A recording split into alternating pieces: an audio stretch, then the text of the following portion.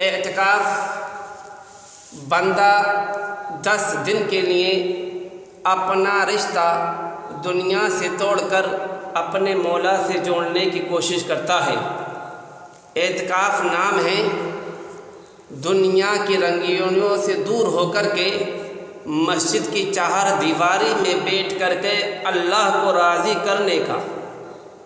اعتکاف نام ہے نفس امارہ کو مارنے کا۔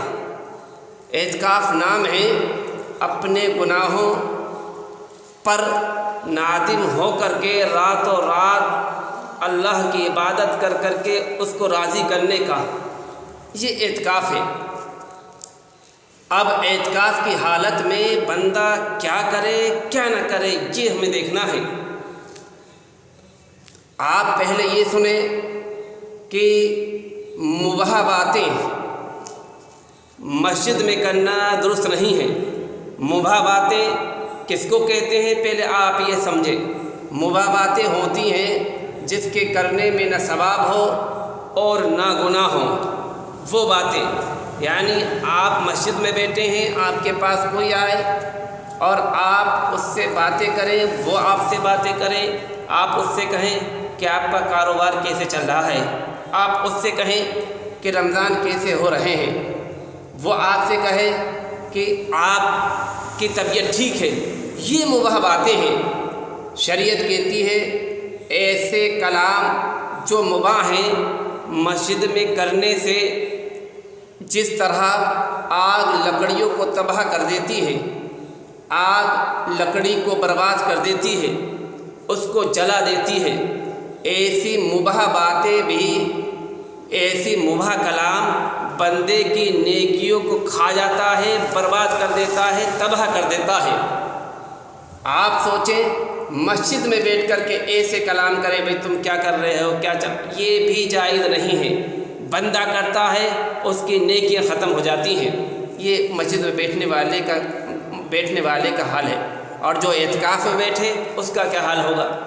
اگر اعتکاف میں بیٹھنے والا عشاء بعد، مغرب بعد، ظہر بعد، عصر بعد، اینی ٹائم کسی وقت بھی کوئی اس کے دو دوست آئے، 3 دوست آئے، محلے والا بیٹھے، پھر وہ ایسی باتیں کرے کہ بھئی تو محلے میں کیا چل رہا ہے، عید پہ کیا بنایا ہے، کیا کھایا، کیا پہنا، تو اعتکاف کرنے والے کو جو نور حاصل ہوتا، جو اعتکاف میں نورانیت ملتی، وہ اس کو حاصل نہیں ہوگی۔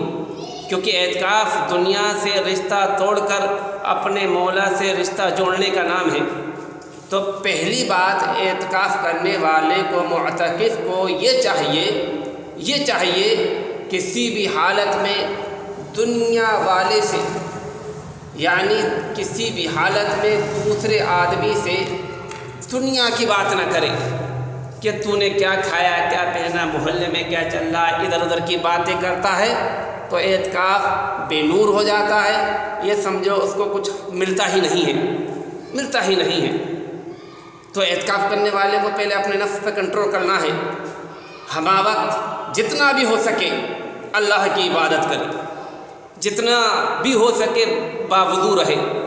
باوضو رہنے کے لیے ایک اور کام کرنا پڑے گا، وہ ہمارا مشورہ ہے کہ اعتکاف کی حالت میں انسان ہلکا کھانا کھائے، ہلکی غذا لے، پیٹ کے 3 حصے کرے، ایک حصے میں اگر 3 روٹی کی بھوک ہے تو 1 روٹی کھائے، اور وہ روٹی ہلکے سالن سے، دال وغیرہ سے لے۔ ایسا نہیں ہے قورمہ یا بریانی مار رہا ہے۔ کیوں؟ جب یہ سخت غذائیں، یہ مسالے دار غذائیں کھائے گا تو اس کا پیٹ ہو سکتا ہے خراب ہو، اور رات میں ریاء خارج کی صورت میں مسجد کی فضا کو آلودہ کرے، اور اتنے ٹائم جب اس کا وضو ٹوٹے گا، ریاء خارج وغیرہ ہوگی تو وضو بھی ٹوٹے گا۔ ہو سکتا ہے بار بار قرآن شریف پڑھے اور وضو بنانے کے لیے وضو خانے جائے، وضو بنانے میں جانا پڑے گا۔ تو معتکف کو چاہیے ان 10 دنوں میں کھانے پر بھی کنٹرول کرے، زیادہ مسالے دار اور چٹکارے والی چیزیں نہ کھائے، بس صرف اتنا کھائے کہ کام چل جائے۔ کیونکہ وضو ٹوٹتا ہے، ہو سکتا ہے وضو بنانے جائے گا، اور وضو اور غسل خانہ یہ خارج مسجد ہے، خارج مسجد ہے، مسجد میں داخل نہیں ہے۔ اگر معتکف وضو بنانے جائے تو وضو بنا کر کے فوراً واپس آ جائے، مسجد میں داخل ہو جائے۔ اگر وضو بنا کر کے وہیں بیٹھا رہے گا 1 منٹ 2 منٹ 3 منٹ اور کسی سے باتیں کر رہا ہے تو یہ جو ہے اس کا اعتکاف بھی فاسد ہو جائے گا، کیونکہ خارج مسجد ہے، مسجد سے الگ ہے، تو اعتکاف والے کو مسجد سے باہر جانا جائز نہیں ہے، اعتکاف فاسد۔ تو اس لیے معتکف کو چاہیے کھانے میں بھی احتیاطی کرے، بہت زیادہ احتیاط کرے کھانے میں، جتنا ہلکا کھانا کھائے گا اتنی زیادہ اللہ کی عبادت کرے گا، جتنا اپنی زبان پر کنٹرول رکھے گا اتنا زیادہ اللہ کی عبادت کرے گا۔ تو معتکف کو 2 باتیں ہوئیں، ایک تو یہ ہے کہ دوستوں کے ساتھ کبھی نہ بیٹھے، نہ عشاء نہیں، 10 دن مجھے کسی تو کوئی نہ، ان 10 دنوں میں کوئی میرا دوست ہے، نہ کوئی میرا بھائی ہے، نہ کوئی میری بہن ہے، نہ میری ماں ہے، صرف میں اللہ کو راضی کرنے کے لیے بیٹھا ہوں، یہ اس کی نیت ہو نہیں، اور زبان پر کنٹرول رکھے۔ اور تیسری بات یہ ہے کہ بلند آواز سے نہ بولے، زیادہ چیخ کر مسجد میں یہ جھگڑا کرنے سے بھی انسان کا اعتکاف فاسد ہو جایا کرتا ہے۔ ان تمام باتوں سے بچ کر کے اپنے اعتکاف کا گزارے۔ تم کیا کہہ رہے ہو کہ موبائل چلا سکتا ہے؟ ارے حافظ صاحب موبائل کی بات کرتے ہو، موبائل کیسے چلا لے گا؟ یہ حافظ صاحب کہہ رہے ہیں کہ اعتکاف کرنے والا موبائل رکھ سکتا ہے اپنے پاس میں؟ موبائل رکھنے کا مقصد کیا ہے؟ دیکھو موبائل ہے ضرورت کے تحت، موبائل ہے ضرورت کے تحت، موبائل اس لیے ہوتا ہے میں مسجد میں بیٹھا ہوں، میں یہاں بیٹھا ہوں، کوئی مجھے بلانے آئے، مجھے بلانے نہیں آ سکتا ہے تو مجھے فون کر کر کے بلائے گا، موبائل اس لیے ہے کہ مجھے فون کر کر کے بلائے گا مولانا ادھر آ جاؤ، یا موبائل اس لیے ہوتا ہے کہ میں اس سے باتیں کروں، تم کیسے ہو، تم نے کھانا کھا لیا، بچے کیسے ہیں، یہ اس لیے ہوتا ہے۔ اور یہ دونوں چیزیں مسجد میں ہو نہیں سکتی، کیونکہ اگر اعتکاف کی حالت میں اپنے پاس موبائل رکھا اور فون آیا کسی کا انتقال ہو گیا تو آپ جنازے میں شریک نہیں ہو سکتے، تو موبائل رکھنے کا مقصد ختم، ٹھیک۔ دوسرا مقصد موبائل کا باتیں کرنا، تم کیسے ہو اور تمہارا کیا حال چل رہا ہے، تمہارے اعتکاف کیسا چل رہا ہے، تو یہ ہوئی مباح باتیں۔ اور مباح باتیں نیکیوں کو اس طرح کھا جاتی ہیں جیسے آگ لکڑی کو، تو یہ بھی نہیں ہو سکتا۔ تو موبائل رکھنے کے دونوں مقصد ختم۔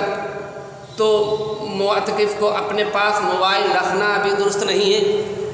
اگر موبائل سے پیار تھا تو اعتکاف میں بیٹھا کیوں ہے؟